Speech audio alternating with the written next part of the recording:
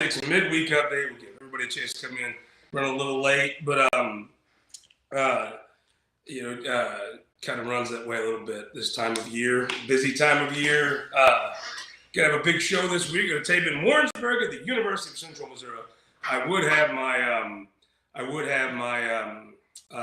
University of Missouri mule from UCM. Don't have him around today. I think Gussie's here. He's probably taking him somewhere. Appreciate your time. Let's get right into it. Big doings here going on. I'll dig right in. Let's start off last night with Sportsbook. Sportsbook being a big deal for many folks. Look, here's the thing. It's a double whammy. Sportsbook, I think, has plenty of votes to pass. People should just do it anyway. I mean, I don't even know why the government gets involved. The very small amount of your money the government doesn't take, they want to tell you how to spend. If you ever go into a gas station, the real crux is this thing called VLTs. If you go into a gas station sometimes or a bar or somewhere, over in the corner you'll see a couple old kind of run down looking slot machines. In my part of the neck, there was a really run down. Those are legal in some places. Nobody knows really. I mean, you could have a bunch of lawyers and cops say they're legal, illegal. I think most of them say they have better things to do than care if you're going to play in a gas station casino. But it's back and forth. It depends on whose ox is getting gored. Casinos don't like it, but they can probably figure this out. There's pull tabs. Now, I haven't bought a pull tab. I mean, honestly, I can't even remember last time I bought a pull tab. I bought one actually just to see what they are when I heard this issue. They're made in Franklin County. Well, Franklin County is a very important place in this state right now. Center Shots is from there. Center Shots has a problem with VLTs.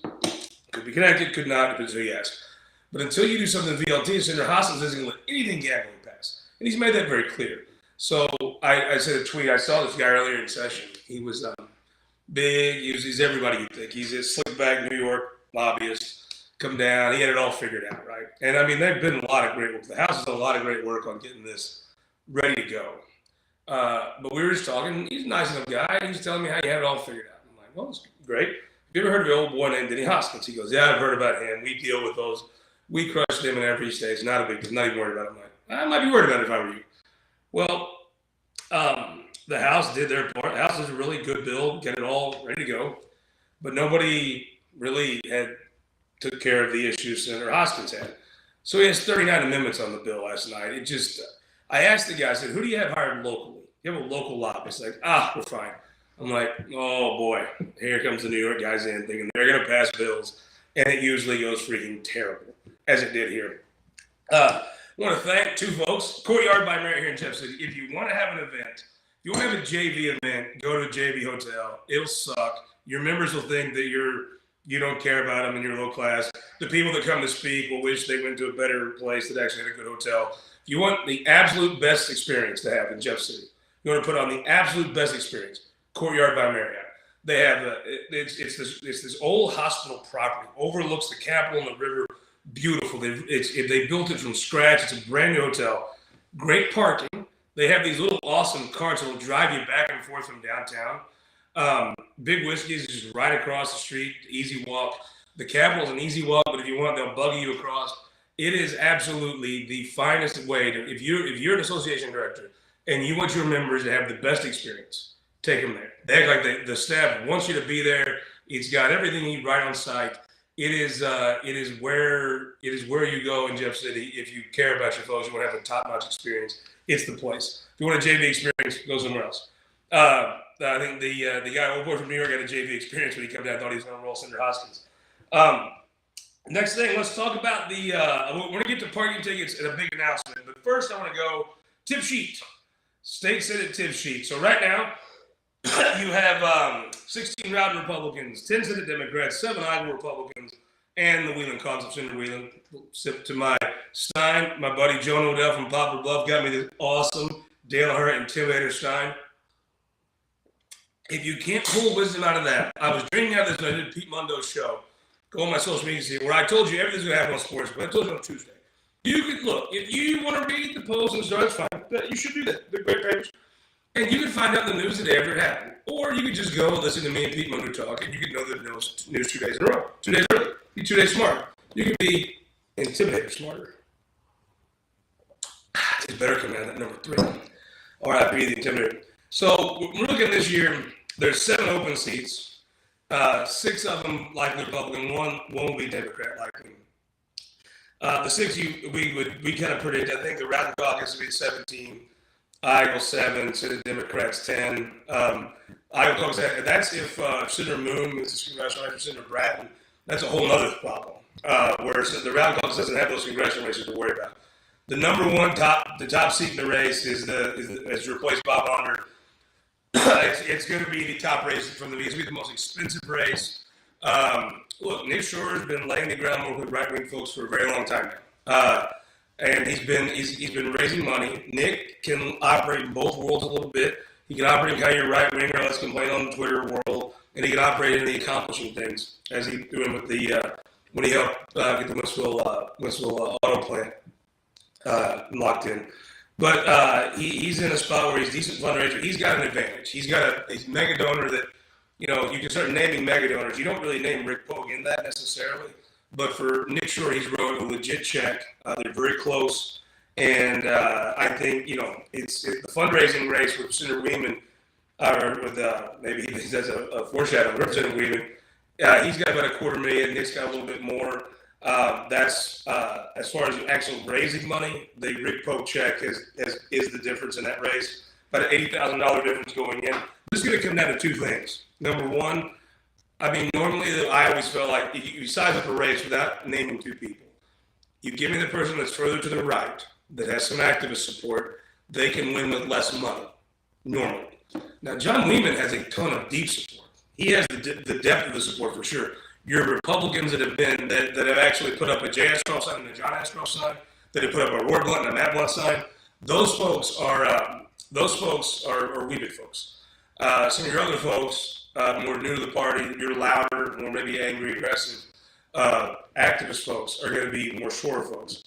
So Weeman has his own group of activists, a little more stable, a little more been there longer, I guess would be nice way to say it. End of the day, there's this Right Path PAC, and I believe if Right PAC, what I've read about it and heard about it, it's this large PAC that a bunch of folks have come together. Their goal is $4 million. They're well on their way to that, to elect people to the state legislature that 2 + 2 = 4. More sensible folks, they feel like. This is their race. This is your put up or shut up race. You have John Weeman would be a senator that would be very much like what they'd like. I don't think Nick Shore would be quite the opposite of that, but this is sort of where it comes down, and this is kind of everything they talked about. If the business community comes in for John Weeman, he's right there. If they don't, then it's a very nip and tuck race. If Rick Pogue comes in for Nick Shore and matches the rest of the business community, and he can bring in some other money from some other cause that have supported conservative caucus folks in the past, some folks that he consider honors endorsement, very influential endorsement there. That now you're talking, it's a tight race. It's going to come up at the end of the day, I think, who antes up. I do think that because of the way the race lands, Representative Weeman's going to need a little more money, but he's got access to a little more money.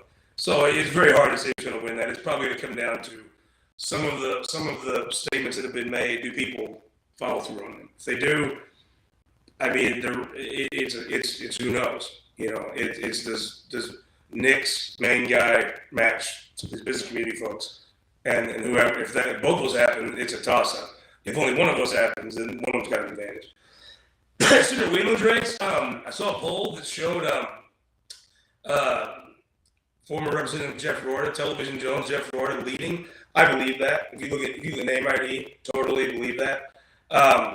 Then Mary Elizabeth Coleman, probably the most talented on the other side, the Republican side. She's great on camera, do great on doors. She's got a history of doing her doors. Dan Shaw's got a real good claim to some of that traditional Republican support. Shane Rhodes going to have to click in and raise money, right? Right now, if you're Shane Rhodes, you obviously have support in your House district, no question. He does. And he's gonna make a play for public safety. He's been in public safety his career, and he's supported them in the legislature. Rorta obviously is a cop. That's how you know him. He's a cop. If anybody can make the transition, Jeff Rorta. This comes down to about 2 questions. One, Mary Elizabeth Coleman, can she get far enough ahead of Dan Shaw early to where nobody kind of comes to Dan? Can she help Dan Shaw not raise money by maybe showing some ways she can get ahead. If she can do that, then she's probably the favorite. If not, I mean, Jeff Roden has put his own money in. Does someone from the right path pack come after Representative Coleman? Can she get enough ahead that doesn't happen? I don't know the answer to that. Can Shane Roden, if he starts raising money and getting support, he'll cut into probably Jeff Roden.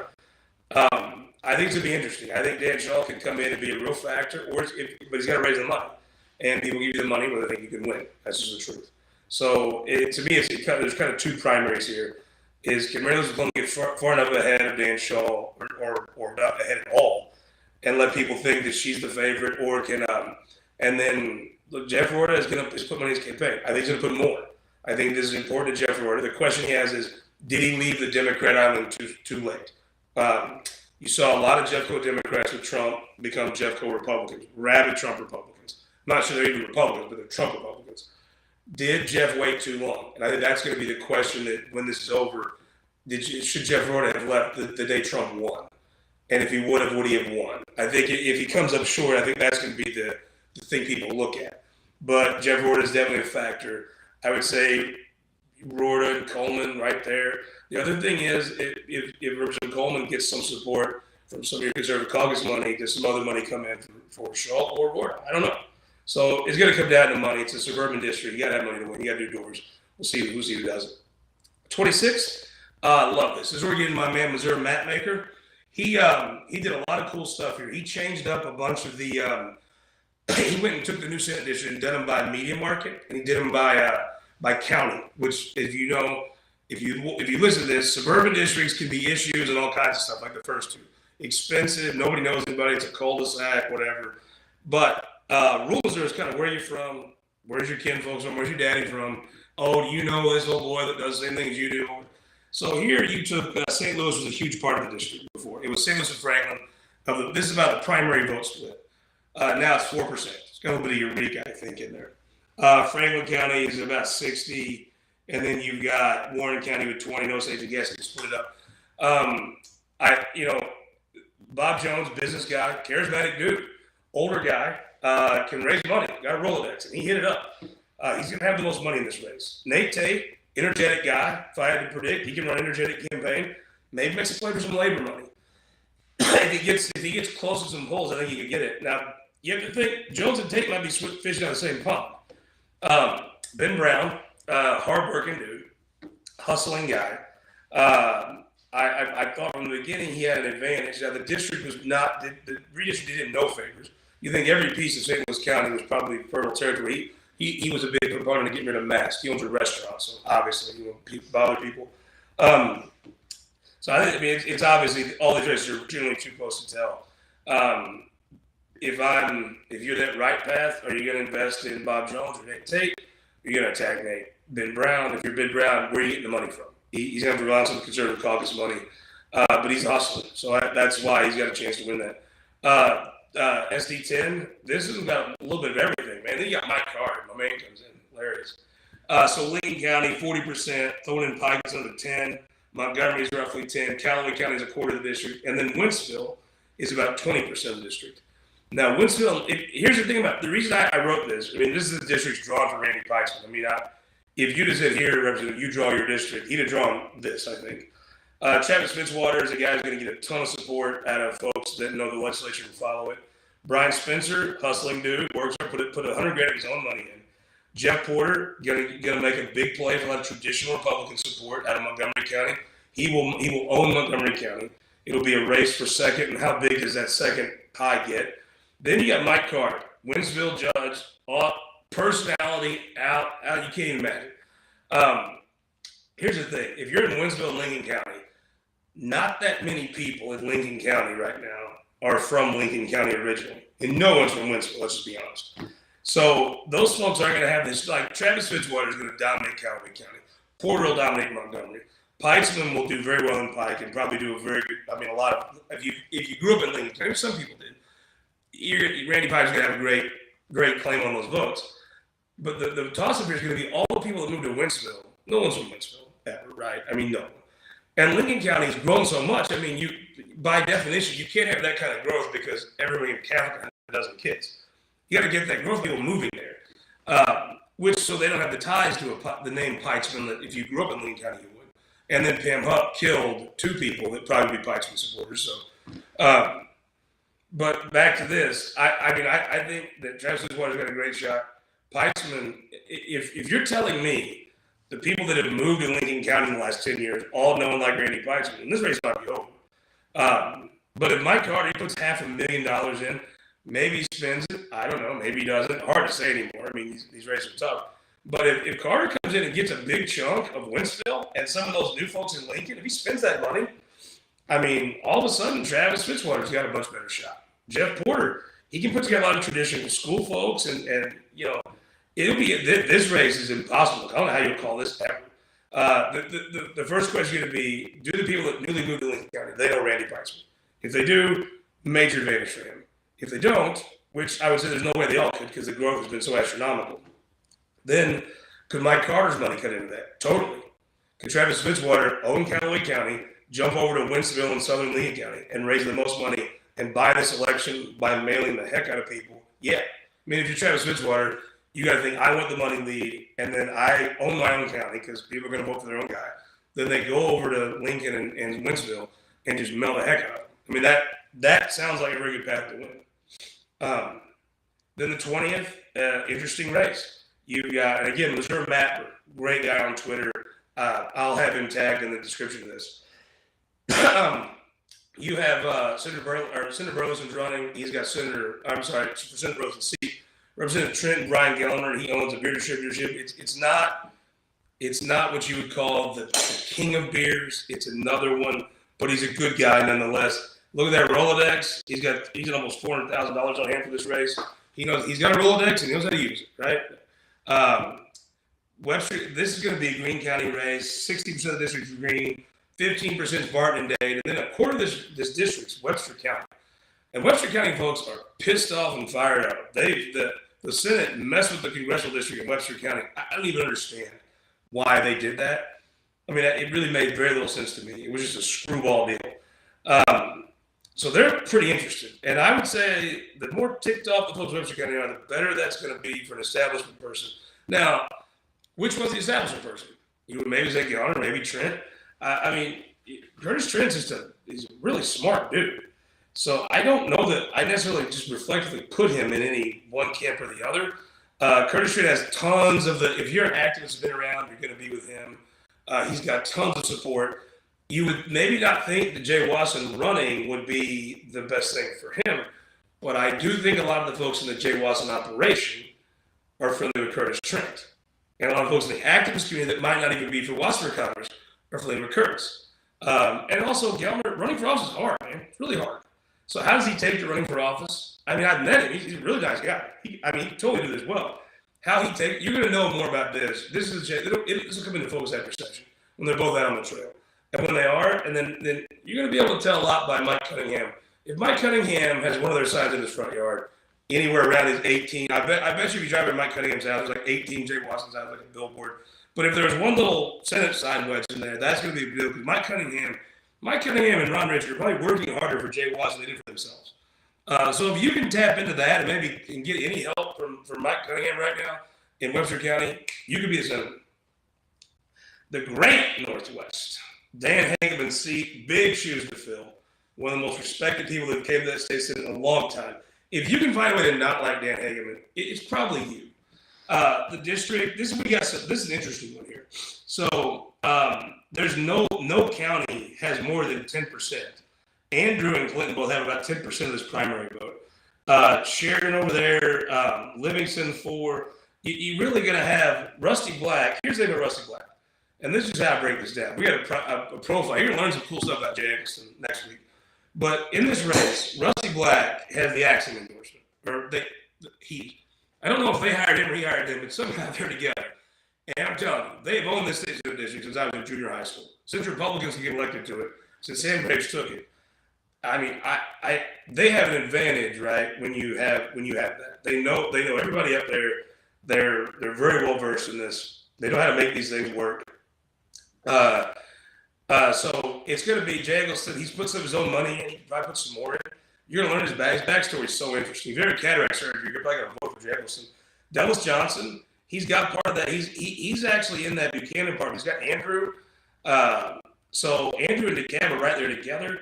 It's going to be very interesting to me. I think it's almost an impossible race to call right now.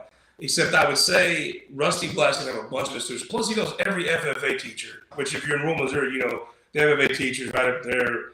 It's a trinity, but if it was a quartet, the FFA guy would be in there with the trinity in rural Missouri. So we'll see. Again, you have a conference, do yourself a favor. Don't have a crappy conference. Do the right thing. Do right by your members. Go to Courtyard by Marriott, the newest hotel. Trust me, you're going to thank me. You're going to text me and say, "Faughn, I'm going to send you a stein because I went to the Courtyard and instead of having crappy chewy bacon and rubber chicken in a bland room with rooms that smell bad, we're to the Courtyard. My members actually want to come back. I can actually get them to call their legislators now because they want to come down because we stay at the Courtyard. It's the move." Let's look at, now we're getting into those are the open seats, but Tracy McCreary's seat.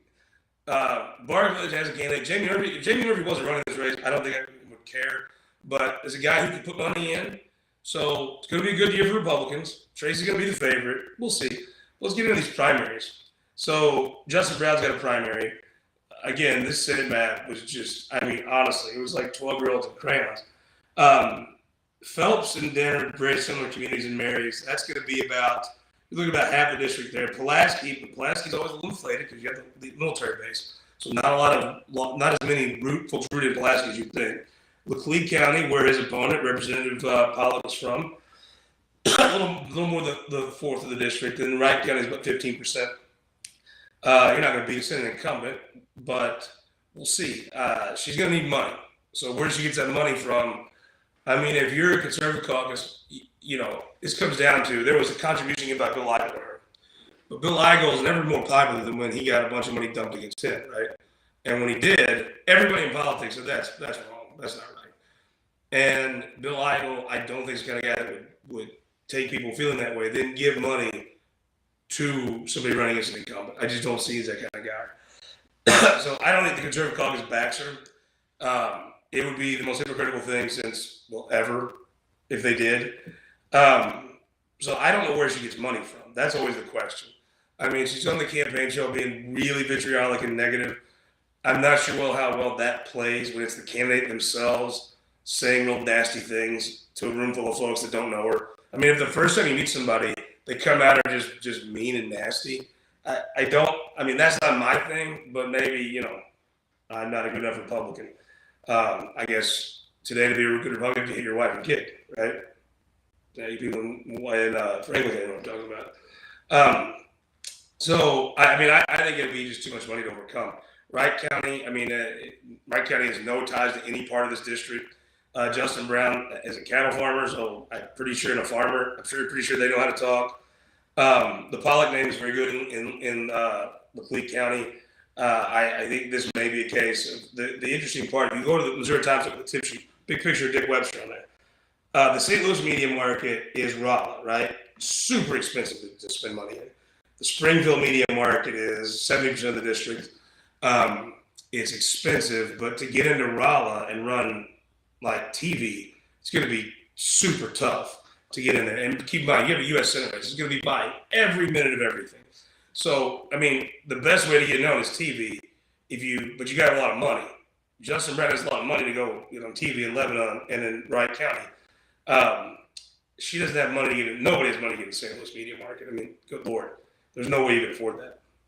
So I think he's a likely winner, but she's going to make it work this summer. Let's talk about Lincoln Hoff and Mike Searle, their primary opponents. Both have a reason to run. Angela Romine won a city council race. It's almost a civic cause down in Springfield to support Lincoln Hoff. He's probably 2 weeks away from having the best first term I've ever seen of a senator post-term limits. Now, again, his opponent had to resign from the city council. I don't think she even knew that because she filed. I don't think anybody told him that, if I had to guess. And look, if you're telling me that Lincoln Hoff has maybe found some way to piss off you folks for being a smart ass back home, okay, I believe that. But, I mean, the fact is the entire civic community understands the value of him serving. And I think it's almost one of those things, even if you're a Democrat, you might switch over to cause problems. You're not going to switch over because, I mean, it's almost a civic cause to see him succeed because of the success he's had the first 3 years. So, I mean, uphill fight. She has won an election before. That's always something I look at, but interesting. Senator Searpoy, it's bizarre. Senator Searpoy votes for every right-wing thing possible. But some right-wingers think he's not right-wing enough. Lauren Arthur gives some great advice to Republicans. You can never be right-wing enough. In a one-party state where the Democrats cannot seem to win anything unless you're Lauren Arthur or Scott Simpson or Doug Beck, can't win anything that's competitive. You can't be right-wing enough. And that's, I think, what Mike Searpoy has. But one of his opponents seems, politically active. We'll see. Then the extra one, Mike Bernstein is running. Let me just say this. If you're running against Mike Bernstein in a Cole County district, he personally is blood kin to about 3/4 of the phone book. 2/3. The Bernstein part of the phone book, where the phone was like this thick of Bernstein. It's just, you're not going to beat a guy like that. And he's going to have tons of money. But this is a guy, nice guy, right? This guy I've heard from, he's a really nice dude. He was in the military as a chaplain, nice guy. Let me just take you from this side knowledge, right? Yes, it just confirmed to me that if you're running against the Bernstein in Cole County, you're going to lose. That's just what's up. So this guy running for office is also really hard. I know you see some people and you think they're dumb because they disagree with you or whatever, and some people like that, right? They win. But it's hard to run for office. This guy gets on his radio, and I like Austin Peterson's show because Austin has like a train of logic about what he does. And it's consistent. Now, if you listen to his show, you can almost predict what he's going to do because he's consistent. But this guy did not listen to his show. So Austin gets on and asks you about pot. Do you think you should have a regulated pot or just, sell it everywhere? And he says you shouldn't sell it at all, which is right. Most people his age that are Republicans, that's not a crazy view. They said, what about alcohol? He goes, well, we need to look at that. And I'm like, ooh, this is on Lent, Fish Fry Friday in Catholic German Central Missouri. I'm like, oh, it's hard to run for office. Don't let anybody that comes in and encourage you to run for office tell you it's not hard to run for office. Let me tell you what's not hard. Going to the Courtyard by Marriott for your conference. If you're coming to Jeff City, do yourself a favor. Don't stay somewhere that sucks. Stay at a good place. Stay at a place that works. Stay at a place that'll be. Stay at a place that. Stay at a place that you're going to enjoy the experience. They're going to take care of you, get you in the cab, get you to a restaurant, wherever. Tell them you know Scott Faughn. Better tell the right person you know Scott Faughn, and they'll take care of you. I'm serious. Call today. If you trust me, if you text me, you all know I get hold of me. Try it one time, and it's going to be. There's certain things that are just better. It's like if you can drink a Coors Light and Miller Lite, whatever. Not a lot of difference. Drink that Bud Light, and you're like, oh my God, this is so much better. This is like the Bud Light of Jeff City hotels. It's where you want to be. Click on the link down below and check it out. Do yourself a favor. That's the thing. The show this week from University of Central Missouri. This week in Missouri Politics, we're going to have on Carrie Engel, Representative Mike Hafner, Representative Brad Pollitt, a mystery guest. I think it might be the white knight of the Missouri Republican Party, Mike Hafner. We're going to talk a lot. We may have Denny Hoskins on. It kind of depends on how long the Senate talks. So if I have to bet on how long the Senate will talk on a getaway Thursday with 2 weeks left, he may not be on in time. But if he is, we're going to talk sportsbook. And every guy I know that's texting me about sportsbook, and I've tried to explain this to them. They don't know what a pull tab is. They don't know what VLT is. We'll break that down. And Monday, big announcement. Big announcement. I got the Letterman jacket. You see the Neelyville High Letterman jacket. Wellington Napoleon High School, big things announcement Monday morning. Join me live right here, 10 a.m. I go down 10 a.m. We're going to break out. The big announcement is going to be awesome. And, well, let's do it at noon. Let's do it high noon. High noon Monday. The show comes out.